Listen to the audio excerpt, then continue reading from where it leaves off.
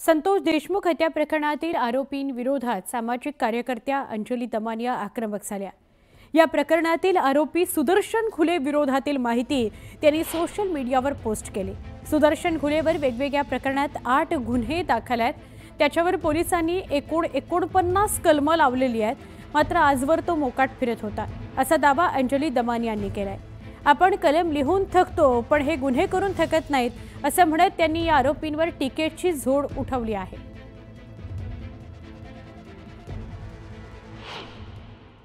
वाल्मी कराड यांच्यावर 14 एफआयआर आहेत, तसंच सुदर्शन गुले यांच्यावर 8 एफआयआर आहेत आणि कृष्णा आंधळे यांच्यावर 7 एफआयआर आहेत। तर आज मी सुदर्शन गुले यांची जी कलमं आहेत ती बघितल्यावर मी अक्षरशः हादरले। आधी मी ठरवलेलं प्रत्येक कलमाची माहिती द्यावी, पण 49 कलमं बघून अक्षरशः मी म्हटलं थकून जायला होईल तेवढं ट्विटरवर माहिती देखील देता येणार नाही।